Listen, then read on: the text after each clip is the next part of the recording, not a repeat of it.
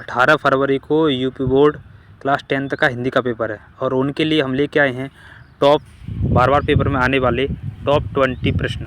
ये टॉप 20 प्रश्न आप जल्दी से देखिए और अपने पेपर में अच्छे से इनको करके आइए। तो चलिए, आप सभी का स्वागत है आपके अपने प्यारे YouTube channel goal with board exam. तो चलिए पहला प्रश्न देखते हैं बिना देरी के हुए। अगर आप इस चैनल को पहली बार देख रहे हो तो चैनल को सब्सक्राइब जरूर कर लीजिए और सभी को शेयर कर दीजिए। इस चैनल पर हर सब्जेक्ट की तैयारी कराई जा रही है। अभी 4 घंटे पहले हमने साइंस के टॉप मोस्ट इम्पोर्टेंट 140 प्रश्न ऑब्जेक्टिव प्रश्न डाले हैं, एमसीक्यूज़ जो बार बार पेपर में पूछे जाते हैं। उस वीडियो का लिंक आपको डिस्क्रिप्शन बॉक्स में मिल जाएगा। 1 घंटे की वीडियो है, उसको भी देख लेना। सारे साइंस के प्रश्न बहुत ही महत्वपूर्ण, खास हैं और बहुत ही मेहनत से तैयार किए गए हैं, जो कि आपके 25 फरवरी जो साइंस का पेपर होने वाला है उसके लिए एकदम रामबाण औषधि का काम करने वाले हैं। तो चलिए, इस वीडियो हम केवल छोटी वीडियो है, 20 प्रश्न महत्वपूर्ण है, उनको देखते हैं। पहला प्रश्न कह रहा है कि शुक्ल युग का नामकरण किस विद्वान के नाम पर किया गया था। तो शुक्ल युग का नाम पड़ा था रामचंद्र शुक्ल के नाम पर, जो कि शुक्ल युग जो है 1919 से लेकर के 1938 तक आता है। और जो है आचार्य रामचंद्र शुक्ल जो है, जिन्हें आलोचक भी कहते हैं। ये भी प्रश्न आता है क्या ये आचार्य रामचंद्र शुक्ल को क्या कहा जाता है, तो इनको आलोचक भी कहा जाता है। ठीक है, क्या कहता है, आलोचक कहा जाता है। और इनका जो है प्रसिद्ध आलोचक जो है कौन कौन से त्रिवेणी हैं, लिख लेना, त्रिवेणी, चिंतामणि और रसमीमांसा। ठीक है, और एक इनका निबंध भी है जिसका नाम है चिंतामणि। ठीक है, लिख लेना। नेक्स्ट क्वेश्चन नंबर 2 कह रहा है कि सेवा सदन उपन्यास के लेखक कौन है। तो सेवा सदन बहुत इंपॉर्टेंट है, इसके हैं मुंशी प्रेमचंद्र जी का और भी उपन्यास है, लिख लेना, निर्मला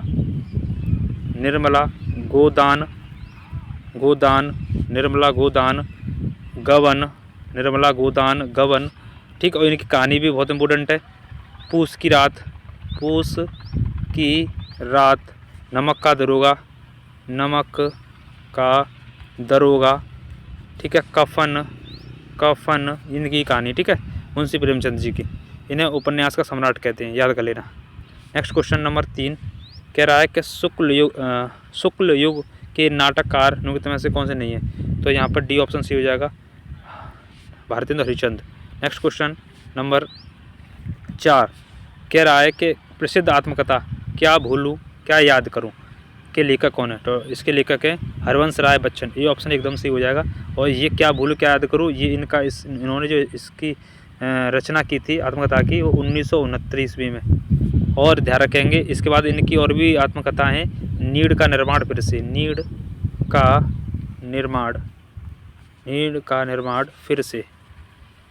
से। ठीक है, और क्या नाम है, इनकी 2 और आत्मकथाएं, उनको भी ध्यान रखना, द्वार से दशक तक। ठीक है, और बसेरे से दूर, इसको भी देख लेना। नेक्स्ट क्वेश्चन, तो इसका आंसर क्या हो जाएगा, हरवंश राय बच्चन। नेक्स्ट क्वेश्चन कह रहा है कि निम्नलिखित में से प्रसिद्ध यात्रा साहित्यकार जिन्होंने बहुत सारी यात्रा की हैं, तिब्बत की यात्रा और सारी यात्रा हैं, राहुल की है। कि देखिए, राहुल संस्कृत्यायन की, ये बहुत ध्यान रखना, यात्रा करते हैं। नेक्स्ट क्वेश्चन 6वां, रीतकाल के वीर रस के प्रसिद्ध कवि, तो वो हैं भूषण। कौन है, भूषण, इम्पोर्टेंट है। और इनकी जो है शिवा बावली बहुत इंपॉर्टेंट है, और शिवराज भूषण, 2 रचनाएं बहुत इंपॉर्टेंट है, शिवा बावली और शिवराज भूषण। ठीक है, नेक्स्ट क्वेश्चन नंबर 7 कह रहा है रामचंद्रिका के रचनाकार, बहुत बार पेपर में आता है, रामचंद्रिका के केशव दास हैं। ठीक है, ये ऑप्शन सही है। अगला प्रश्न 8 में बहुत बार आता है, प्रिय प्रवास। ठीक है, किन की रचना है, प्रिय प्रवास जो है अयोध्या सिंह उपाध्याय हरिओद की है। इसके बाद इनकी एक और रचना हो रहा है, प्रिय प्रवास और वेदई वनवास,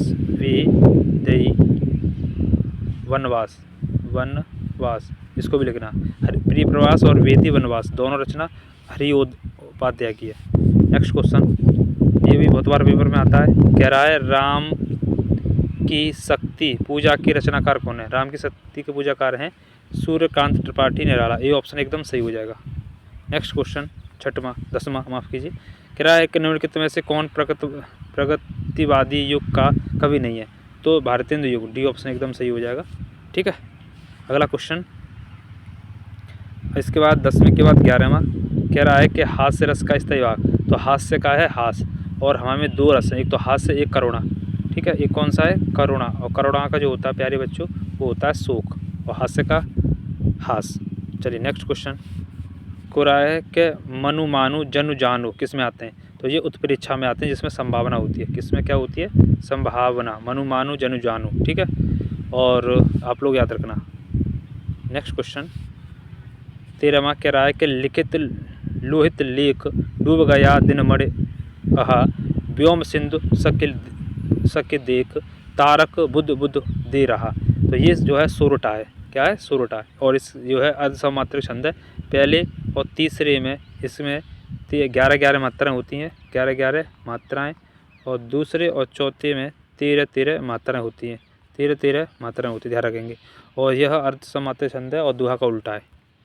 नेक्स्ट क्वेश्चन 13वां कह रहा है कि उपसर्ग से बना शब्द नहीं है। तो उपसर्ग से देखो उपदेश भी बनता है, ये सही है। उपनाम भी बनता है, ये भी सही है। उपवन ये भी बनता है, लेकिन ऊपर नहीं बनता है, तो बी ऑप्शन इसमें सही हो जाएगा। नेक्स्ट क्वेश्चन नंबर 15वां कह रहा है कि दैनिक शब्द में निम्नलिखित में से किस प्रत्यय का प्रयोग नहीं हुआ है? तो दैनिक में किसका प्रयोग? तो एक का प्रयोग तो हुआ है, तो ये ऑप्शन ठीक है, इसका सही हो जाएगा, ठीक है। एक का प्रयोग हुआ है, एक का। नेक्स्ट क्वेश्चन कह रहा है कि त्रिवेणी में कौन समास है? तो पहला अक्षर जो है संख्यावाची होता है, वो उसे हम द्विगु समास कहते हैं। तो इस ऑप्शन नंबर सी सही हो जाएगा इसका, ठीक है। कौन सा हो जाएगा? सी। ये कहाँ गया? तो त्रिवेणी में कौन सा हो जाएगा? सी सही। चलिए नेक्स्ट क्वेश्चन नंबर 17वां कह रहा है कि निम्नलिखित में से गंगा का पर्यायवाची नहीं है। तो देखो गंगा का भागीरथी होता है, सुरसता होता है, देव नदी होता है, लेकिन कालिंदी नहीं होता है। तो बी ऑप्शन सही हो जाएगा, कालिंदी होता है यमुना का। नेक्स्ट क्वेश्चन इत्यादि का संधि विच्छेद, तो इत प्लस आदि, तो ये ऑप्शन सही हो जाएगा, इत प्लस आदि। लेकिन अब हमारे सिलेबस में संधि विच्छेद नहीं है, ठीक है, ध्यान रखेंगे। अगला क्वेश्चन कह रहा है कि फल शब्द का तृतीया का बहुवचन क्या है? तो फल ही हो जाएगा, डी ऑप्शन एकदम सही, ठीक है। इसके बाद आगे चलते हैं। लास्ट क्वेश्चन है 20वां कह रहा है कि सत्व धातु रूप का वचन और पुरुष बताओ।